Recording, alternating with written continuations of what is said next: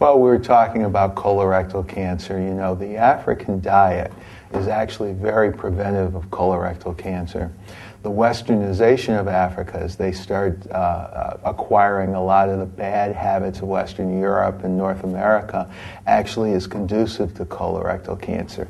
That, combined with the fact that the African population is aging, the average age of an African is going to go up by about 20 years over the next 25 years. Combined with all of those things, we're going to have an explosion of colorectal cancer in the African continent.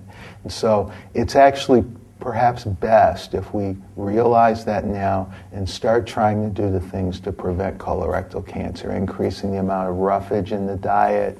Already have a high amount of roughage in the native African diet. It's the Western diet that actually has the things that cause colorectal cancer, lots of high-fat foods and that sort of thing.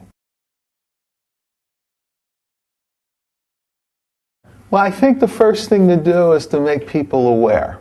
If there are campaigns, be they governmental campaigns or NGO campaigns, to make people aware of the need to concentrate on diet and have a good diet. By the way, a good diet prevents not just colorectal cancer, but heart disease and other things. I think people actually will be compliant.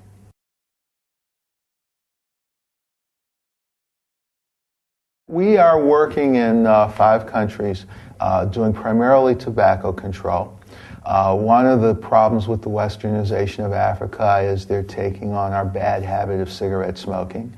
I'll also note that many of the cigarette manufacturers have decided that it's just not worth it to fight folks in the United States and Western Europe with all the smoke-free laws, so they're taking their business to Africa and Asia. And as a result, we've come to Africa and actually started doing a lot of awareness building in regards to the fact that cigarette smoking is bad. Cigarette smoking causes more cardiovascular disease than cancer. Ultimately, 2 out of 3 people who smoke will have a cigarette-related illness. We need people to be aware of these things and try to stop people from smoking if they are smoking, and keep them from ever starting if they haven't started.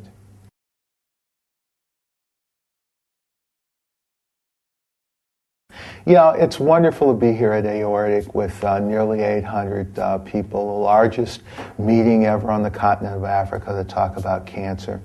Cancer kills more people worldwide than tuberculosis, AIDS, and malaria combined. It's a chronic disease that really has not gotten the respect that it needs to get everywhere.